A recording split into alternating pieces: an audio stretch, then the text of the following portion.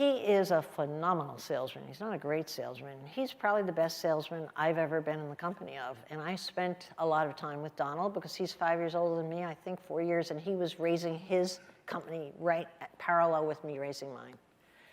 And so I did a lot of work with Donald. And I can tell you, he is the best salesman I've ever met in my life.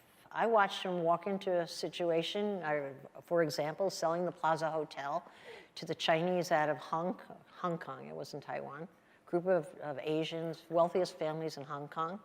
And they were there because they were interested in the Plaza Hotel. And I was the broker, or my brokers, we were all at the table, and we were like really hungry to make this deal. And I watched him totally not pitch the Plaza Hotel, bury it, and talk about the land masses on the Hudson River and the buildings that would be there. They were not the least bit interested. They just wanted to buy the Plaza Hotel. Like a customer, I want to buy it, and Donald was near bankruptcy, really needed the money to bail out.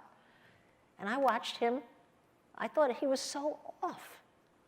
He wasn't. They bought the land and built all those towers on the West River as we know it today. You know, all those Trump towers along the river. That was the deal. How did he do that? I'll tell you what his masterful mind does. He is a genius at picking out the vulnerability of someone's personality. He can smell it, sense it, and trust it, okay? So for example, if you were to walk into a business meeting with Donald and you're saying whatever you're saying, I've seen it time and time again, he could see what your weakness is and not physically reach over and put his finger on it, but he just could see what your weakness is and play into it. Not the nicest thing in the world, but it's a certain gift I've never seen anyone else. And that's exactly what he did in the election.